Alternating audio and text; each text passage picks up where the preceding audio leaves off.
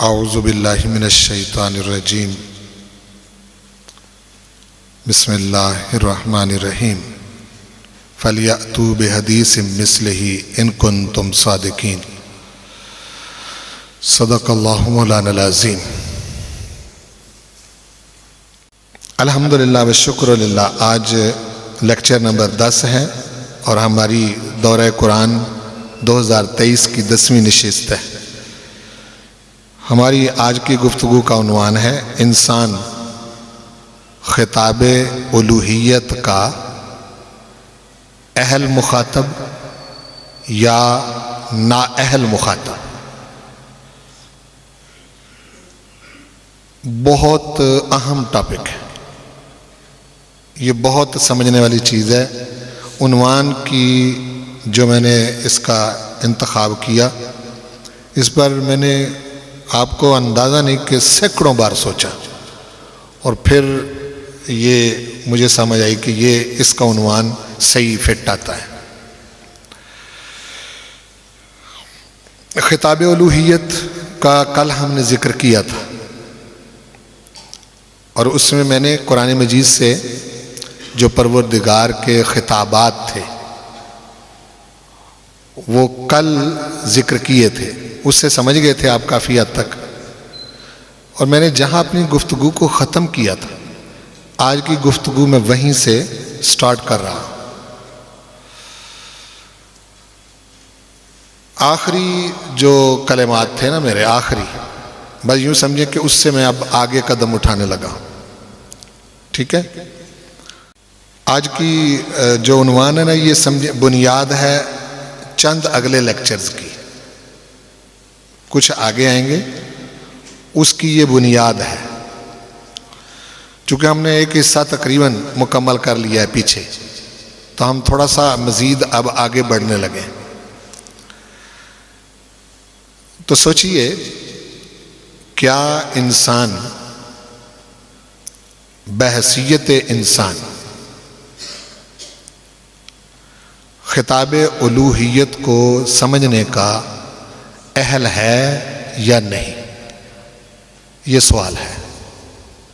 چونکہ کل ہم نے اس بات پر بہت زور دیا تھا کہ پروردگار کے خطاب کا مخاطب انسان ہے، اور اس کے لیے کافی آیتیں میں نے آپ کے سامنے رکھی تھی۔ ویسے تو ساری مخلوق ہے اس کی، رب کل شیء ہے، وہ کسی چیز کو بھی خطاب کر سکتا ہے، یہ بھی میں نے ذکر کیا تھا۔ لیکن قرآن مجید کا جو عنوان ہے، قرآن مجید کا جو موضوع ہے، وہ انسان ہے۔ تو صرف یہ دیکھنا ہے کہ کیا انسان بحیثیت انسان خطاب الوہیت کو، اللہ تعالیٰ کے خطاب کو، باری تعالیٰ کے خطاب کو سمجھنے کا اہل ہے یا نہیں۔ اگر جواب یہ ہو کہ انسان اہل نہیں ہے، یعنی جو خطاب پروردگار کر رہا ہے انسان اس کو سمجھنے کا اہل نہیں ہے، تو اس کا ایک مطلب یہ ہوگا کہ خطاب ہی بے معنی ہے، جس میں انسان کو مخاطب بنانے کی کوشش کی گئی ہے، اس کا مطلب ہی کوئی نہیں۔ اس جملے کو سمجھا آپ نے؟ جی بھائی، انسان اگر خطاب الہی کو سمجھنے کا اہل ہی نہیں، تو اس کا ایک مطلب یہ ہو سکتا ہے کہ جو خطاب کیا جا رہا ہے وہ بے معنی ہے، اس کی سمجھ ہی نہیں آ رہی اس کو۔ اگر ایسا ہے تو خطاب سمجھنا سمجھانا تو بعد کی بات ہے۔ آپ پہلے یہ طے کریں کہ آپ خطاب فرمانے والے کے متعلق عقیدہ کیا رکھتے ہیں۔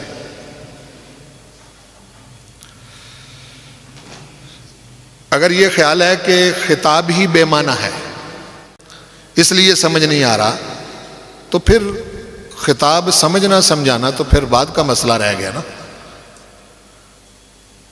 پھر تو یہ سمجھنا ضروری ہے کہ خطاب فرمانے والے کے متعلق انسان عقیدہ کیا رکھتا ہے۔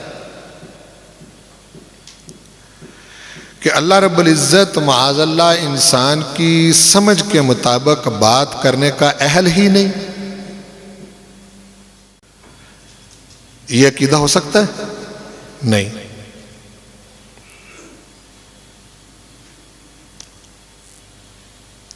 یا یہ کہ وہ ناقابل فہم کلام کے ذریعے، یعنی سمجھ نہ آنے والے کلام کے ذریعے انسان کو شکست دینا چاہتا ہے کہ میرا کلام اس لیول کا ہے جو تمہاری سمجھ میں کبھی آ ہی نہیں سکتا، کہ اگر انسان بحیثیت انسان اللہ تعالیٰ کے خطاب کو سمجھنے کا اہل نہیں ہے تو پھر اس کا ایک مطلب یہ ہے کہ خطاب بے معنی ہے، اور اللہ تعالیٰ انسان کے فہم کے مطابق بات کرنے کی اہلیت ہی نہیں رکھتا۔ معاذ اللہ، یہ ہو سکتا ہے؟ کبھی بھی نہیں ہو سکتا۔ یا اس کی صورت یہ ہے کہ ایسا کلام لا رہا ہے جس کی انسان کو سمجھ آ ہی نہیں سکتی، اور وہ فرما رہا ہے کہ میں ایسے لیول پر کلام کر رہا ہوں اے انسان جو تیری سمجھ میں آنے کے قابل ہی نہیں ہے، تو اس کو سمجھنے کا اہل ہی نہیں، یہ اتنا اونچا کلام ہے، تیری سمجھ سے اتنا بلند کلام ہے کہ یہ تیری سمجھ میں آ ہی نہیں سکتا۔ ایک بات یہ ہو سکتی ہے اگر ہم یہ سمجھیں کہ انسان خطاب الہی کو سمجھنے کا اہل نہیں ہے، ابھی ہم اس پر رہ رہے ہیں کہ اہل ہے یا نہیں ہے۔ تو اب میں پہلے اس بات کو کلیئر کر لوں، بتائیے مجھے کہ انسان کا خالق کون ہے؟ جتنے بھی انسان ہیں سب کا خالق وہی ہے۔ ہر انسان کا اس کو علم بھی ہے، ہر انسان کی سطح کا بھی اس کو علم ہے، ہر انسان کو اس نے کیا دیا ہے، کتنی سمجھ دی ہے، کتنا فہم دیا ہے، اس کا بھی اس کو پتہ ہے۔ پتہ ہے؟ تو کیا اس کو معلوم نہیں کہ میں انسان کو مخاطب کر رہا ہوں اور انسان فہم کتنا رکھتا ہے؟ معلوم ہے؟ تو جب وہ کلام کرے گا اور کلام کے ذریعے وہ ہدایت دینا چاہتا ہے،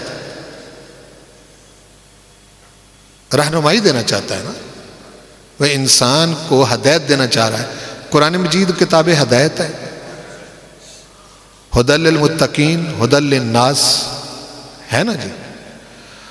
تو کیا وہ ایسا خطاب انسان سے کر سکتا ہے کہ جو انسان کی سمجھ میں ہی نہ آئے؟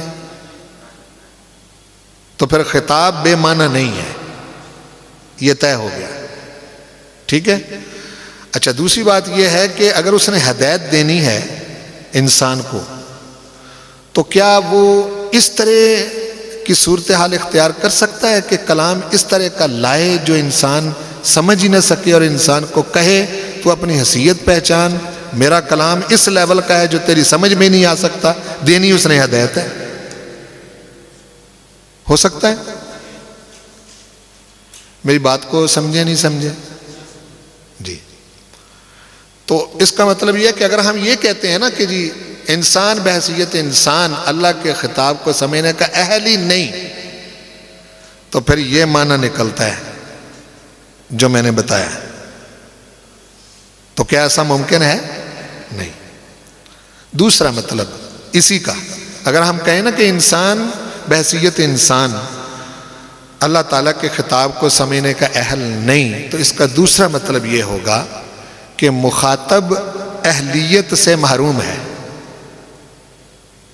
جس سے خطاب کیا جا رہا ہے وہ بات تھی پروردگار کی طرف سے جو پہلے میں نے کی خطاب کے حوالے سے۔ دوسری بات کیا ہے کہ جس کو مخاطب کیا جا رہا ہے، جس کو خطاب کیا جا رہا ہے وہ اہلیت سے محروم ہے، قرآن مجید کو سمجھنے کی اہلیت سے محروم ہے۔ اگر اہلیت سے محروم ہے تو پھر انسان نہیں ہے. انسان سے کم یا زائد کچھ اور ہے.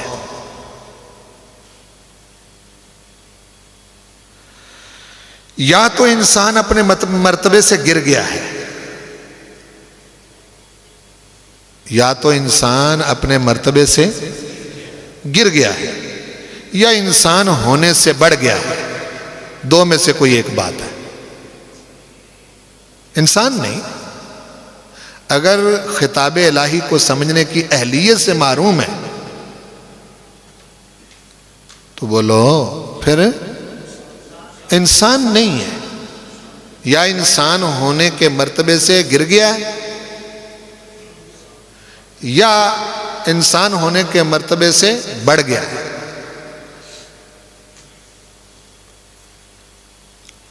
اگر تو وہ گر گیا ہے انسان ہونے کے مرتبے سے یا انسان ہونے کے مرتبے سے بڑھ گیا ہے تو پھر وہ مخاطب نہیں رہا، اس کو خطاب نہیں ہے. اب انسان نے فیصلہ کرنا ہے کہ وہ کیا ہے. اب فیصلہ کس نے کرنا ہے؟ اگر تو انسانیت سے گر گیا ہے تو ٹھیک ہے، نہ پڑھے قرآن مجید، نہ سنے خطاب الہی. اللہ تعالیٰ کیا فرما رہا ہے؟ چونکہ وہ خود انسان ہونے سے گر گیا، نیچے چلا گیا، تو پھر ٹھیک ہے. دوسری بات یہ کہ انسان سے کوئی بڑھ کر مخلوق سمجھ رہا ہے اور وہ سمجھ رہا ہے کہ خطاب تو انسانوں کا ہے، مجھے تو ہے ہی نہیں. بس سمجھ رہے ہیں نا جی؟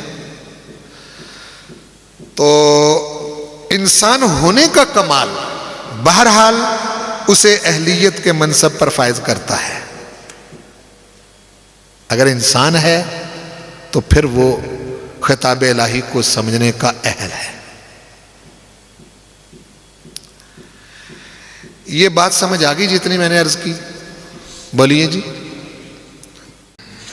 اچھا، اس سے ایک غلط فہمی ہو سکتی ہے کہ قرآن مجید میں پروردگار نے اپنے کلام کے حوالے سے کچھ چیلنج کیے.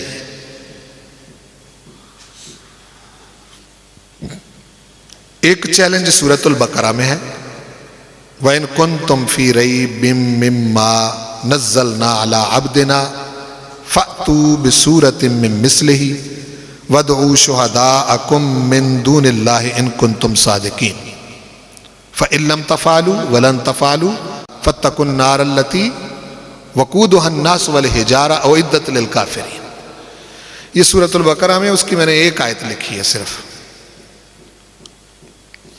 یہ چیلنج یہ ہے، قرآن پاک کا یہ چیلنج ہے. یعنی سنیں، خطاب فرمانے والے کا اپنے خطاب کے حوالے سے، قرآن پاک سارا خطاب ہے.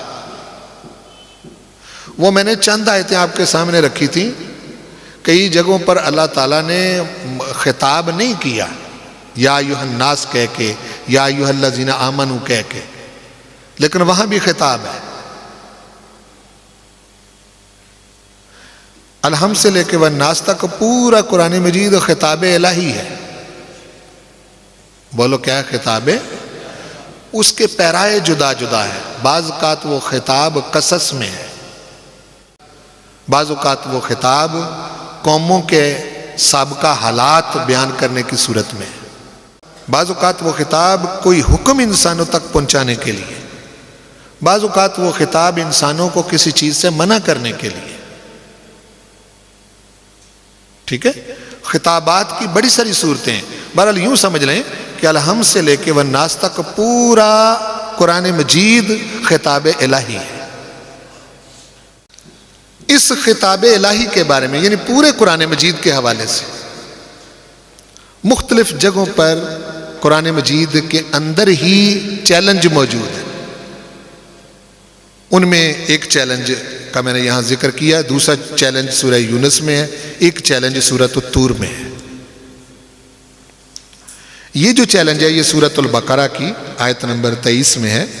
وَإِن كُنتُمْ فِي رَيْبٍ، اگر تم شک میں ہو، مِمَّا نَزَّلْنَا عَلَىٰ عَبْدِنَا، اس کلام کے متعلق، اس کتاب کے بارے میں جو ہم نے نازل کی اپنے بندے پر، محمد رسول اللہ صلی اللہ علیہ وسلم پر، فَأْتُوا بِسُورَةٍ مِّن مِّثْلِهِ، تو اس جیسی ایک صورت بنا لاؤ،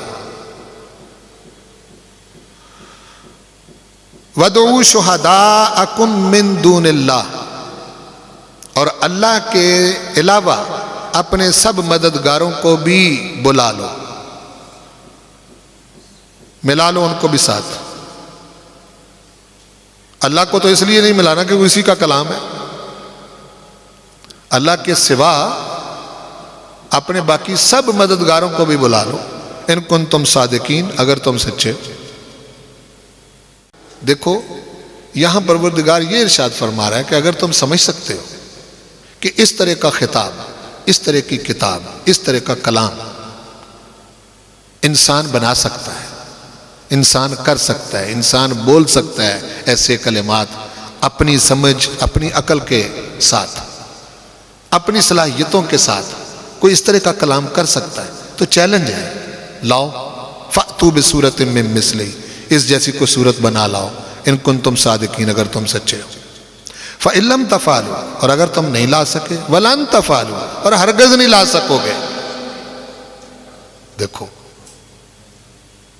فَاتَّقُوا النَّارَ الَّتِي وَقُودُهَا النَّاسُ وَالْحِجَارَةُ، تو پھر ڈرو اس آگ سے جس کا ایندھن انسان اور پتھر ہوں گے۔ اُعِدَّتْ لِلْكَافِرِينَ، وہ آگ کافروں کے لیے تیار کی گئی ہے۔ ٹھیک ہے نا، چیلنج ہے نا، بے چیلنج ہے یا نہیں؟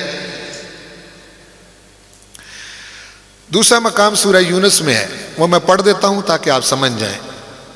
ام یقولون افترا، یہ لوگ کہتے ہیں کہ اس کلام کو محمد رسول اللہ صلی اللہ علیہ وسلم نے خود گھڑ لیا ہے۔ قل فأتوا بعشر سور مثلہ، حبیب نے کہو کہ اس جیسی کوئی 10 صورتیں بنا لاؤ۔ اس کا تھوڑا سا اشارہ یوں سمجھیں کہ یہ جو چیلنج ہے نا، یہ والا جو میں اب پڑھ رہا ہوں، یہ 11ویں صورت میں ہے۔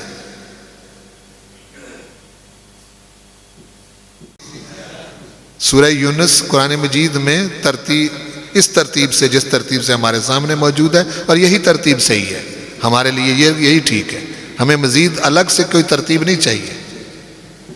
اس ترتیب کے لحاظ سے سورہ یونس 11ویں صورت ہے، اس سے پہلے 10 صورتیں گزر چکی ہیں۔ اور یہ جو پہلا چیلنج ہے نا، جو میں نے پہلے پڑھا، یہ دوسری صورت میں ہے، یعنی سورت فاتحہ تمہارے سامنے آ گئی، لاؤ اس جیسی صورت۔ 10 صورتیں تمہارے سامنے آ گئیں، 11ویں صورت میں فرمایا لاؤ 10 صورتیں۔ فَأْتُوا بِعَشْرِ سُوَرٍ مِّثْلِهِ، ان کنتم صادقین، اگر تم سچے ہو۔ ٹھیک ہے، تو بے بس ہو گئے نا انسان، اب تک کوئی لا سکا؟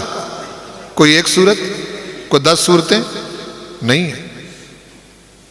چلیے، جب قرآن مجید کو پروردگار نے مکمل فرمایا نا، تو مکمل کرنے کے قریب وہاں صورتوں کا چیلنج جو ہے نا، مطلب 10 صورتوں کا ایک صورت کا چیلنج اس سے نیچے آ کے بات کی، وہ سورۃ الطور میں فَلْيَأْتُوا بِحَدِيثٍ مِّثْلِهِ إِن كَانُوا صَادِقِينَ۔ صورت نہیں، 10 صورتیں نہیں، اس جیسی ایک بات بنا لاؤ اگر سچے ہو۔ بِحَدِيثٍ مِّثْلِهِ، یعنی ایک بات بنا لاؤ، یہ چیلنج ہے۔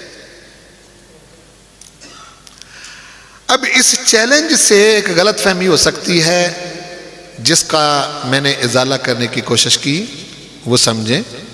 وہ غلط فہمی یہ ہو سکتی ہے کہ جب کلام اللہ جیسا کلام لانا انسان کے بس میں نہیں، تو کلام اللہ کو سمجھنا بھی انسان کے بس میں نہیں۔ توجہ رکھیں میری بات کی طرف، کلام اللہ جیسا کلام لا نہیں سکتا، تو ہو سکتا ہے یہ ایسا کلام ہے جو انسان کی سمجھ میں بھی نہ آئے؟ اس کا جواب یہ ہے کہ انسان مخاطب ہے، مخاطب نہیں۔ انسان خطاب کرنے والا نہیں، انسان وہ ہے جس سے خطاب کیا جا رہا ہے۔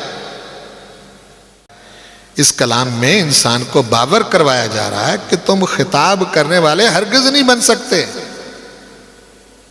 نہ تم سے ایک صورت بنی، نہ 10 صورتیں بنی، نہ ایک بات بنی، اس جیسے نہیں تم بن سکتے کہ تم خطاب کرو پوری انسانیت کو۔ یہ تمہاری اہلیت نہیں، البتہ تمہاری اہلیت خطاب الوہیت کا مخاطب بننے کی ہے، تمہیں سے تو خطاب کیا جا رہا ہے، وہیں تک رہو، اور جو خطاب کیا جا رہا ہے اسے سمجھو اور عمل کرو، اپنی اوقات سے آگے نہ بڑھو، جہاں تک تمہیں رکھا گیا ہے وہیں رہو، مخاطب ہو تم مخاطب نہیں ہو کہ تم یا ایھا الناس کہہ کے تمام انسانوں سے خطاب کرو۔ لہذا اس کا یہ مطلب نہیں ہے کہ انسان یہ سمجھے کہ اس جیسا میں کلام بنا نہیں سکتا تو میں اس جیسا کلام سمجھ بھی نہیں سکتا۔ سمجھ آ رہی ہے نا جی؟ یہ ایک آیتوں سے غلط فہمی ہو سکتی تھی، یا بعضوں نے اس کا اشارہ لیا اس سے، اس لیے میں نے اس کو درج کیا کہ ایسا نہیں ہے۔ سمجھانے کے لیے ہی تو قرآن مجید نازل کیا، اور سمجھانے والا رب العالمین ہے، رب کل شیء ہے۔ تمام خطاب کرنے والوں سے زیادہ اہلیت رکھتا ہے یا کم اہلیت رکھتا ہے؟ یعنی خطاب کرنے والا کامیاب کون ہو سکتا ہے؟ کامیاب ترین، جس کو کسی قسم کی ناکامی نہ کہا جا سکے۔ سمجھ آئے سب؟ بعض اوقات ایسا ہوتا ہے کہ کئی مواقع پر مجھے اس کا اتفاق ہوا، میں ایک موقع پر ایک بہت پڑھا لکھا انسان تھا، تو ان کی مجلس میں بیٹھا ہوا،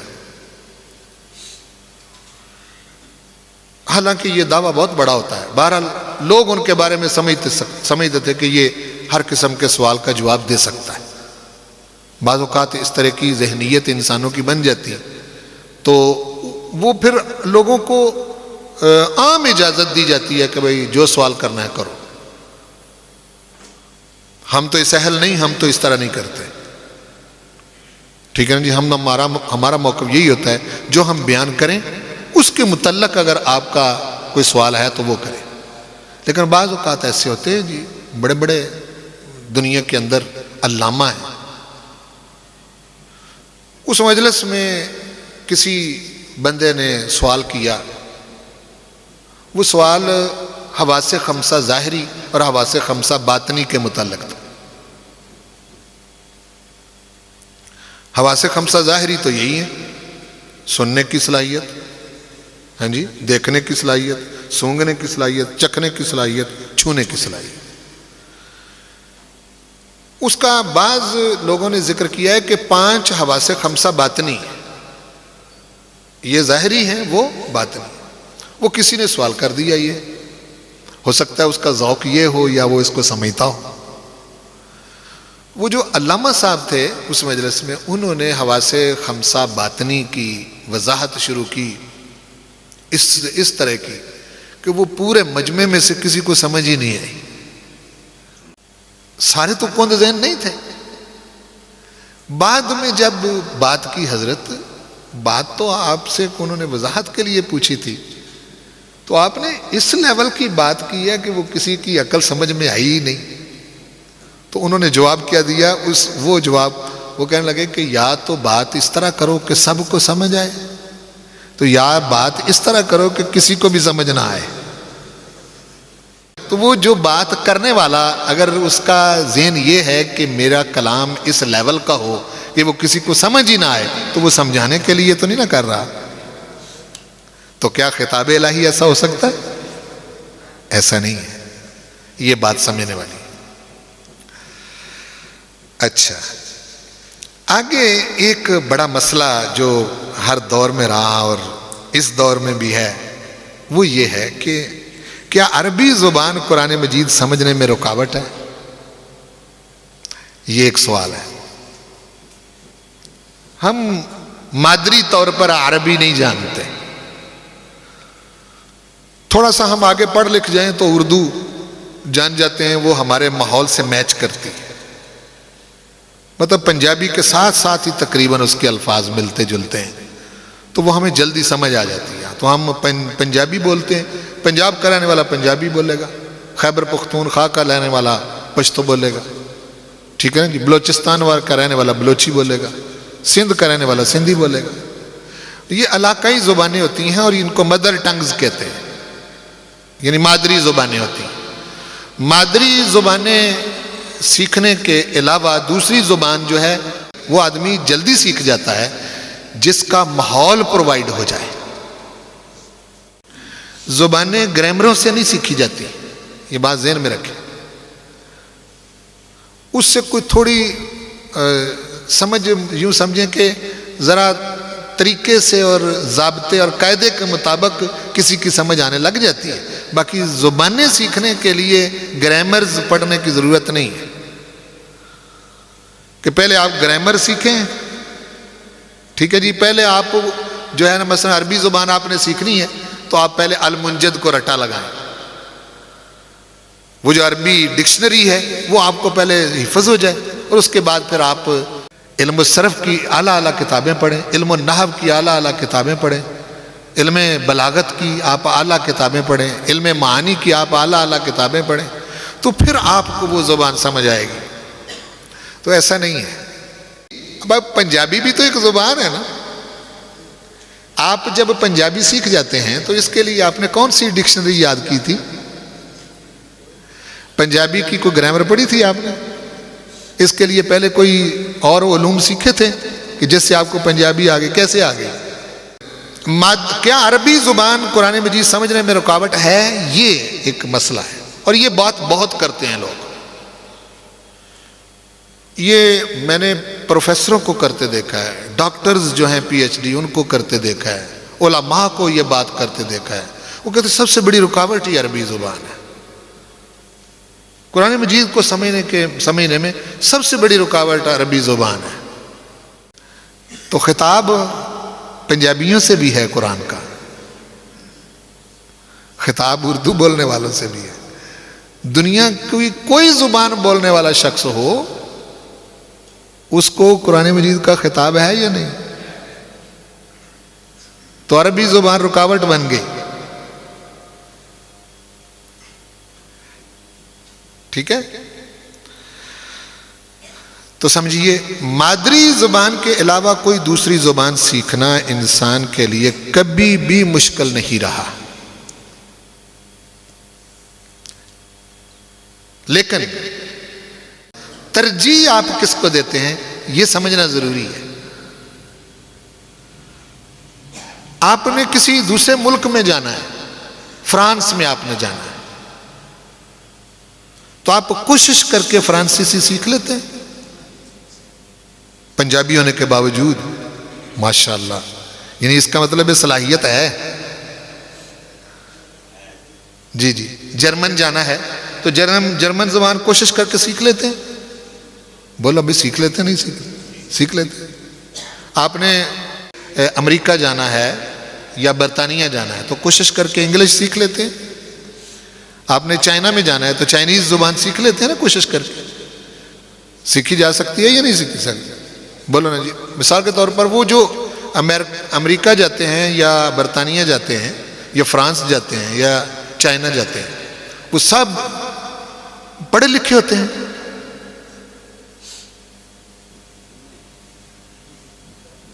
کیوں جی؟ یعنی ان پڑھ بھی سیکھ لیتے ہیں، واقعی؟ اچھا، ماشاءاللہ۔ دیکھیں آپ اعتراف کرتے جا رہے ہیں بہت ساری باتوں کا۔ اچھا، تو اس کا مطلب یہ ہے کہ آپ کی وہ ترجیح ہے، ٹھیک ہے؟ بہت کوشش کر کے، بڑی محنت کر کے آپ وہ سیکھ لیتے ہیں، چونکہ ترجیح وہ ہے۔ تو تو یہ مشکل نہیں رہا. پہلی بات تو یہ ہے کہ مادری زبان کے علاوہ دوسری زبان کو سیکھنا انسان کے لیے مشکل نہیں، یہ بات طے ہو گئی. ٹھیک. البتہ زبان میں سیکھنا کیا ہے، یہ بہت اہم بات ہے. اس سوال کے جواب کے لیے سب سے پہلے کسی بھی زبان کے سیکھنے اور اس کے مقصد کو پیش نظر رکھنا ضروری ہے. زبان سیکھنی ہے تو کیوں سیکھنی ہے، یہ دو باتیں ذہن میں رکھیں. زبان اگر سیکھنی ہے تو کیوں سیکھنی ہے. کوئی زبان سیکھنا اور اس کا مقصد، بہت توجہ سے اور دھیان سے یہ بات سنیں گے تب میں آخر میں آپ کو وہاں لے کے جاؤں گا جہاں میں آپ کو لے کے جانا چاہتا ہوں. کوئی بھی زبان سیکھنے سے پہلے اپنے آپ سے سوال کریں کہ میں یہ زبان کیوں سیکھنا چاہتا ہوں. مثلا آپ نے انگریزی سیکھنی ہے تو یہ سوال بنتا ہے نا کہ جی آپ انگریزی کیوں سیکھنا چاہتے ہیں. تو کیا کہیں گے آپ؟ میں امریکہ جا رہا ہوں تو اس لیے جا رہا ہوں کہ میری بات ان کو سمجھ آ جائے، ان کی بات مجھے سمجھ آ جائے. جب میں ان سے بات کروں وہاں کے لوگوں سے، میں بات کروں تو وہ سمجھ لیں، جب وہ بات کریں تو میں سمجھ لوں. کیوں جی؟ وے آف کمیونیکیشن، یہی ہے نا زبان کا مقصد. اگر آپ مطلب چائنیز سیکھ رہے ہیں تو آپ کا اس کے سوا اور کیا مقصد ہے کہ جی چائنا میں رہنے والے لوگوں کی زبان جو ہے وہ مجھے سمجھ آ جائے، اور جب میں بات کروں تو وہاں کے رہنے والے لوگ میری بات سمجھ لیں. آسانی ہو جاتی ہے کہ اس سے ان کے نہیں، ورنہ وہی حال ہوگا وہ جو اس پر لطیفے بنے ہوئے ہیں. اگر کوئی زبان نہیں آتی تو آپ ایسے لوگوں کے اندر چلے گئے ہیں جن کی وہ زبان ہے اور آپ کو اس کا پتہ نہیں. بہرحال اس کا بڑا مسئلہ بن جائے گا. آپ اشارے کنائے سے کچھ کہیں گے، وہ آپ کو کچھ پکڑا دے گا. یعنی کسی دکان پر آپ جائیں گے تو اشارے سے کہیں گے کہ جی وہ فلاں فلاں فلاں چیز، وہ سمجھ نہیں سکے گا، وہ کوئی اور چیز پکڑا دے گا. پھر دقت آئے گی، دوسری بات کریں گے پھر بھی اس کو سمجھ آئے گی، تیسری چوتھی. آپ کے پاس وہ شے ہے نہیں جو آپ دکھا کے کہیں کہ یہ دو. بالآخر آپ کوئی وہ زبان جاننے والا ڈھونڈیں گے، یار ادھر آؤ ذرا، اس دکاندار کو میری بات سمجھاؤ، میں یہ مانگنا چاہ رہا ہوں. وہ دونوں جانتا ہوگا تو پھر وہ اس کو بتائے گا کہ یہ مانگ رہا ہے. وہ کہنے گا اچھا اتنی دیر کا مجھے کھپا رہا ہے، سمجھ تو مجھے آ نہیں رہی. ٹھیک ہے نا؟ تو پہلا سوال کیا بنتا ہے کہ زبان کیوں سیکھنا چاہ رہے ہیں؟ بولو. زبان سیکھ رہے ہیں تو زبان کیوں سیکھنا چاہ رہے ہیں؟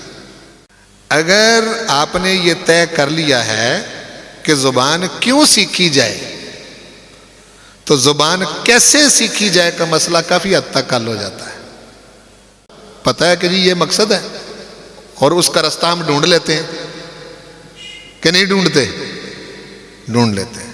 میں آپ کے جو بہت بڑے بڑے مسائل ہیں نا، بڑے بڑے مسائل، اس کا آپ کو آسان سا حل بتا رہا ہوں. زبان کیوں سیکھی جائے کا سوال زبان سیکھنے کے مقصد کا تعین کرتا ہے. زبان کیوں سیکھی جائے اس کا یہ مقصد ہے، یعنی مقصد مقدم ہوگا، پہلے ہوگا، اور مقصد کا وسیلہ یعنی زبان سیکھنا مؤخر ہوگا، وہ بعد میں ہوگا. پہلے مقصد طے کیا جائے گا پھر زبان سیکھی جائے گی.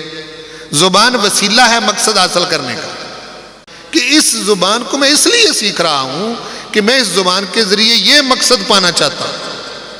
تو مقصد پہلے اور زبان کا وسیلہ بعد میں. ایک مقصد کو حاصل کرنے کے کئی وسیلے ہو سکتے ہیں. سنیں میری بات. آپ کا شہر ہے گوجرانوالا، باہر کے کسی بندے نے گوجرانوالے آنا ہے، تو کتنے زیادہ رستے ہیں گوجرانوالا پہنچنے کے؟ کافی زیادہ ہے. ٹھیک ہے نا؟ وہ بہت سارے رستے ہیں، ان میں سے کسی ایک رستے کو آپ اختیار کریں گے. ٹارگٹ آپ کا گوجرانوالا پہنچنا ہے تو ایک وسیلہ اختیار کر کے آپ وہاں پہنچ گئے. اگر مقصد جو ہے اس کو حاصل کرنے کے وسیلے زیادہ ہوں، جس کی میں نے مثال آپ کو سمجھائی کہ مقصد آپ کا ایک ہے، وسیلے زیادہ ہیں، ٹھیک ہے، مثلا بھوک لگی آپ کو، ایک اور مثال سمجھیں، بھوک لگ گئی تو بھوک مٹانے کے وسیلے کتنے زیادہ ہیں؟ بہت زیادہ ہیں۔ ان میں سے کوئی ایک وسیلہ آپ اختیار کریں گے تو کسی ایک وسیلے سے بھی بھوک مٹ جائے گی تو مقصد حاصل ہو گیا۔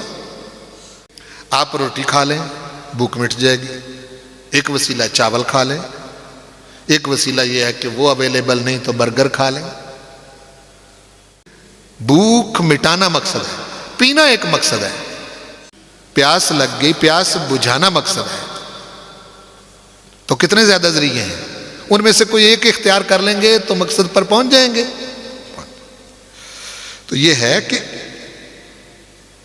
ایک مقصد کو حاصل کرنے کے کئی وسیلے ہو سکتے ہیں جن میں سے کسی ایک کا انتخاب کر کے مقصد حاصل کیا جا سکتا ہے، لیکن اگر حصول مقصد کا وسیلہ ایک ہی ہو اور اس ایک وسیلے کے علاوہ کسی اور وسیلے سے وہ مقصد حاصل کرنا ناممکن ہو، تو بتائیے مجھے پھر وسیلے کی اہمیت بڑھ جاتی ہے یا نہیں بڑھ جاتی؟ اب اور تو کوئی رستہ ہی نہیں ہے، کہاں پہنچنا ہے؟ مقصد تک، اور وسیلہ بھی ایک ہی، تو اس وسیلے کی اہمیت بڑھ گئی، بڑھ گئی، اب گزارا ہی نہیں، چارہ ہی نہیں کہ ہم اس ایک وسیلے کے علاوہ کہیں اور کوئی اور وسیلہ اختیار کریں۔ مگر یہ بڑھوتری، یہ وسیلے کی بڑھوتری، اس کی اہمیت کے بڑھ جانا ایسا کبھی نہیں ہو سکتا کہ مقصد کے مساوی ہو جائے، مقصد کے برابر ہو جائے۔ مقصد مقصد ہے، وسیلہ وسیلہ رہے گا چاہے ایک ہو، حالانکہ اس کی اہمیت بڑھ گئی۔ بولو، کسی آپ ایسی جگہ پر ہیں جہاں آپ کو حلال چیز نہیں مل رہی، موت کا خدشہ ہے، صرف وہاں خنزیر کا گوشت میسر ہے اور کوئی شے نہیں مل رہی، کسی ایسی جگہ پر ہے، تو قرآن مجید ارشاد فرماتا ہے کہ وہاں غیر متجانف لاسم، گناہ کی طرف قدم نہیں اٹھانا، غیر باغن، باغی نہیں بننا، ولا عادن، حد سے تجاوز نہیں کرنا، اتنا خنزیر کھا لیں جس سے جان بچ جائے۔ پتہ چل گیا نا جی؟ تو چونکہ ایک ہی ذریعہ باقی رہے گا اور کوئی ذریعہ ہی نہیں رہا، اس کو اختیار، اس کی اہمیت بے شک بڑھ گئی، لیکن مقصد کیا تھا؟ بھوک مٹانا۔ تو بھوک مٹانا جو ہے یہ اصل چیز ہے، مقصد زیادہ اہم ہے بہرحال وسیلے سے۔ اور جس مقصد کی خاطر زبان سیکھی تھی، اگر سیکھ بھی گئے عربی زبان سیکھ بھی گئے، گرامر بھی آ گئی، سارا کچھ پا لیا، عربی فر بولنے بھی لگ گئے، سیکھنے بھی لگ گئے، عربی لکھنے بھی لگ گئے، جس مقصد کی خاطر زبان سیکھی تھی وہ پس پشت ڈال دیا جائے، وہ مقصد پیش نظر ہی نہ رہے۔ اگر آپ کہتے ہیں کہ جی عربی زبان مسئلہ ہے، دیکھو میری طرف ذرا، میں کیا کہنے لگا ہوں۔ اگر آپ کہتے ہیں کہ قرآن مجید کے مقصد تک پہنچنے کے لیے عربی زبان مسئلہ ہے، تو جن کی مادری زبان ہی عربی ہے،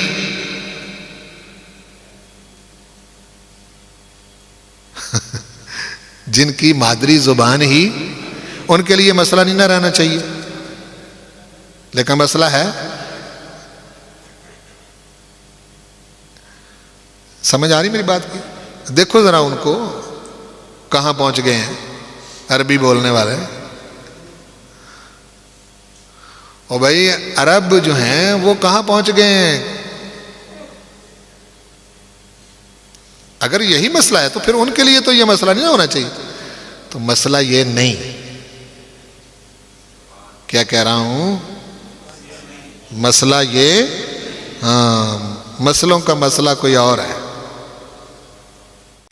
اگلا پوائنٹ، زبان سیکھنا مقصد کے مطابق یا مقصد سے زائد زبان دانی ہی مقصد، دونوں میں فرق ہے. زبان و بیان کا کمال یہ ہے کہ بیان کرنے والا مقصد سمجھا سکے اور سننے والا مقصد کو سمجھ سکے. ذہن میں رہے، عربی زبان ساری کی ساری الوہی زبان نہیں ہے. اللہ تعالیٰ کی اپنی کوئی زبان نہیں، لیکن اگر اس نے عربی میں کلام کیا ہے، اس نے خود کہا ہے کہ میرا کلام عربی میں بلسان عربی مبین. ٹھیک ہے، اگر اس نے عربی میں کلام کیا ہے تو جتنا عربی میں اس نے کلام کیا اتنی عربی اس کا کلام ہے.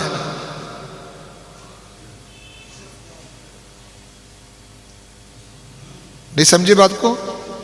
بھائی ساری عربی زبان الوہی زبان نہیں، وہ کلام اللہ نہیں. اس جملے کی قیمت پائیں، میں آپ کو کیا سمجھانا چاہ رہا ہوں. عربی زبان ساری کی ساری اللہ تعالیٰ کی زبان نہیں. اللہ کی زبان ہے ہی کوئی نہیں. سمجھ آ گئی نا کہ فلاں زبان ہے اس کی. جو عربی میں خطاب فرما سکتا ہے رب العالمین ہے، رب کل شیء ہے. وہ جو پرندے بولتے ہیں ان کو سمجھتا ہے. زمین سے بھی کلام کرتا ہے، زمین کو سمجھا لیتا ہے. آسمان سے بھی کلام کرتا ہے، آسمان کو بھی سمجھا لیتا ہے. دریاؤں کو بھی خطاب کرتا ہے، دریاؤں کو بھی سمجھا لیتا ہے. دریاؤں کی کیا زبان ہوتی ہے؟ پرندوں کی کون سی زبان ہوتی ہے؟ یہ قرآن مجید میں موجود ہے. یا سماؤ عقل ہی، آسمان اللہ تعالیٰ کی زبان کو سمجھا ہے. یا ارض ابلعی، اے زمین یہ سارا پانی پی جا، تو وہ سمجھی ہے زبان. وہ پروردگار کی اپنی اس کی ذات جس طرح کی ہے، جس طرح اس کی صفات ہیں، ہم اس کو کسی ایک زبان میں بند کر دیں گے؟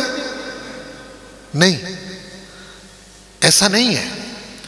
تو میں کیا کہہ رہا ہوں، عربی زبان ساری کی ساری الوہی زبان نہیں.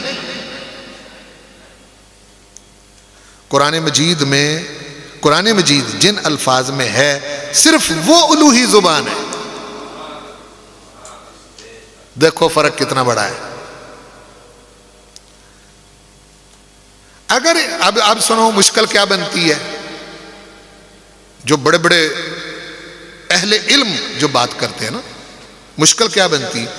اگر انسان کا مقصد عربی زبان بولنا، سننا، سمجھنا اور لکھنا ہو تو یہ یقیناً مشکل ہے. اس کے لیے کیا کہا میں نے؟ یہ سارے مقاصد پورے کرنے ہیں. عربی زبان بولنا، سننا، سمجھنا اور لکھنا تو یہ مشکل ہے. اس کے لیے خاصی محنت درکار ہے. علم الصرف، علم النحو، علم بلاغت، ہاں جی، لغت کا علم اور بہت سارے علوم حاصل کرنے پڑیں گے عربی میں مہارت حاصل کرنے کے لیے. اگر میں نے خطاب کرنا ہے عربی میں تو بہت مہارت چاہیے نا.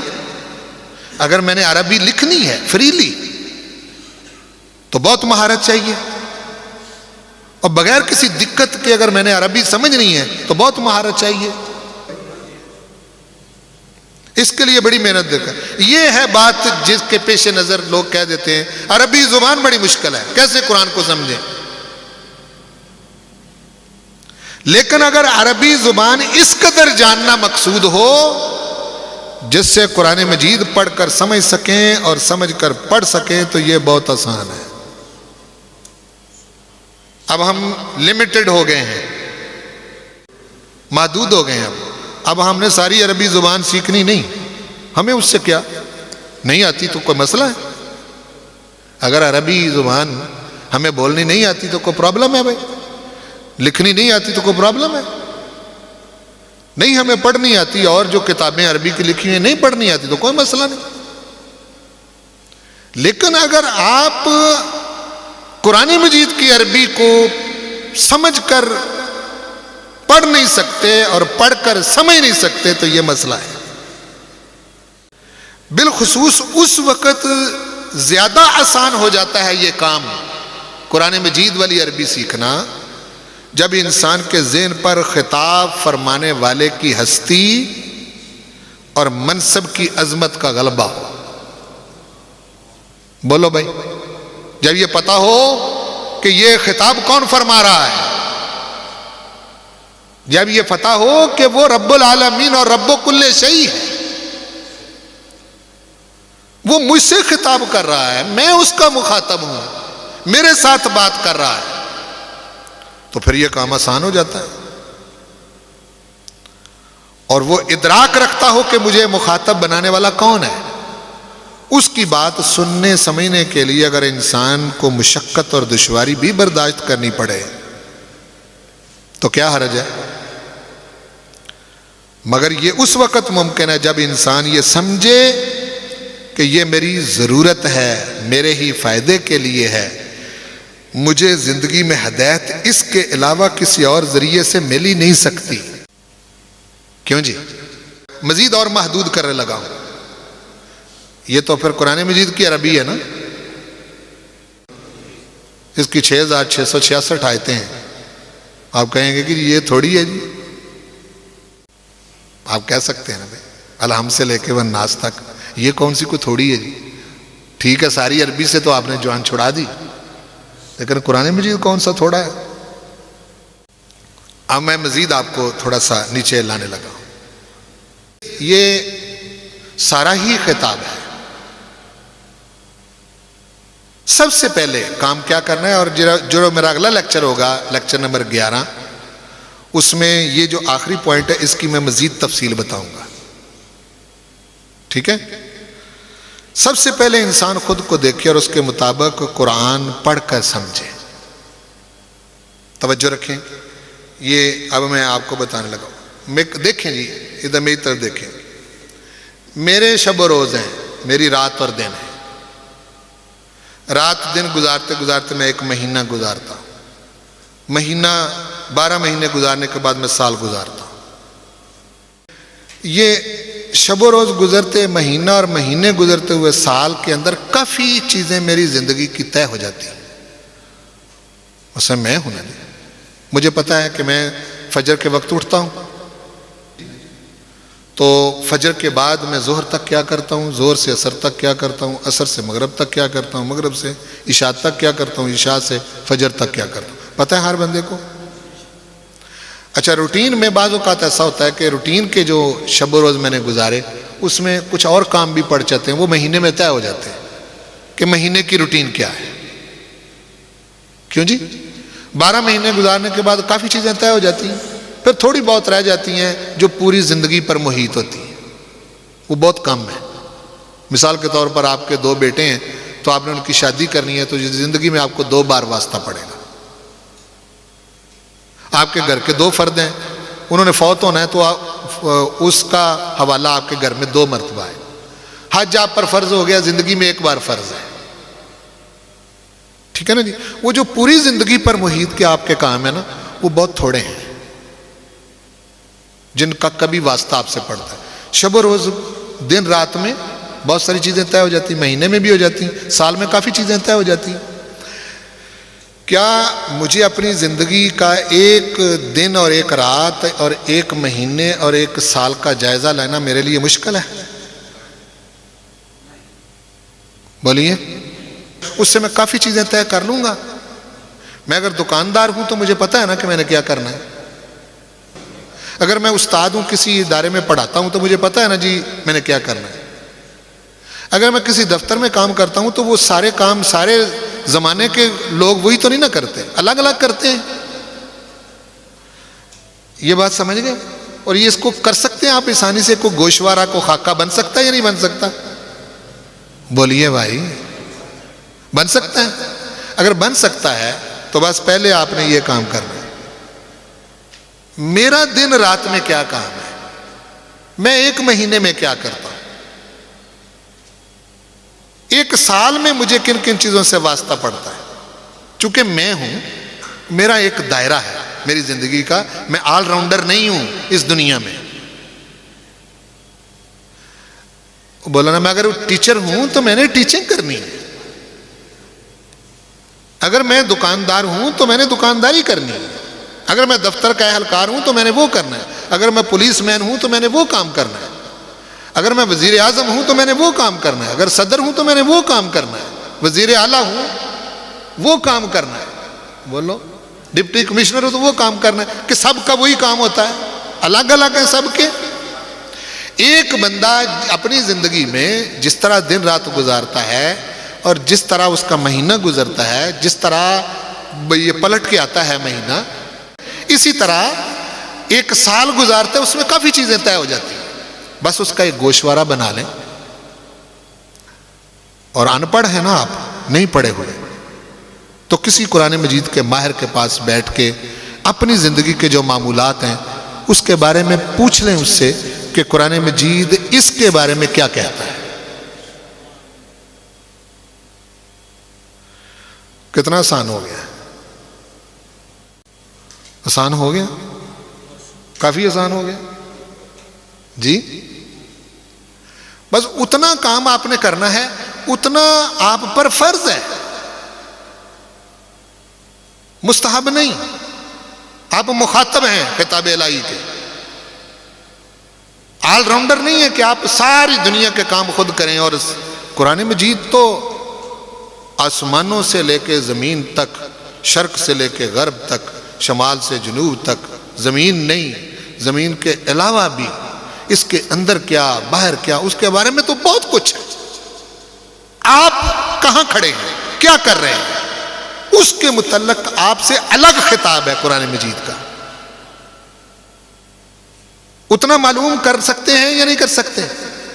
وہ چند آیتیں بننی ہیں. بولو کتنی؟ 6666 آیتوں میں سے چند آیتیں بننی ہیں. ان کو آپ نے سمجھ لینا ہے، یاد کر لینا ہے، نمازوں میں پڑھنا ہے، دہرانا ہے، دہرا کے ان کو چھوڑنا نہیں. اور بس جب اہدنا الصراط المستقیم کی دعا نماز میں پڑھیں، اس کے بعد وہی پڑھیں. پھر جا کے بیٹھیں دکان میں، پھر جا کے بیٹھیں سیٹ پر، پھر جا کے بیٹھیں اپنے منصب پر، جا کے وہی کریں جو آپ کو قرآن بتا رہا ہے. کیا مشکل ہے؟ بتائیے صاحب، کیا مشکل ہے جی؟ یہ میرا ٹاپک ہے، ابھی اس میں نے چھیڑا ہے، ابھی اس عنوان میں ابھی چھیڑا ہے. لیکچر نمبر 11 اس کی تفصیلات پر مشتمل ہے. تو دیکھو یار کتنی آسانی ہو. یہ تھا پروردگار کا فرمان، وَلَقَدْ يَسَّرْنَا الْقُرْآنَ لِلذِّكْرِ فَهَلْ مِن مُدَّكِرٍ. ہم نے قرآن کو آسان کر دیا سمجھنے کے لیے. بولو کس کے لیے؟ کس کے سمجھنے کے لیے؟ کس انسان کے سمجھنے کے لیے؟ ہر انسان کے سمجھنے کے لیے. فَهَلْ مِن مُدَّكِرٍ. ہے کوئی غور و فکر کرنے والا؟ ہے کوئی سوچے سمجھے اور اپنے بارے میں؟ کتنا آسان ہو گیا ہے کام. بس اپنے دائرے، اپنی زندگی کے دائرے میں آپ قرآن مجید کے مطابق ہو جائیں تو جنتیں آپ کے لیے، اللہ کی رضا آپ کے لیے، کامیابی آپ کے لیے. جان چھوٹ جائے گی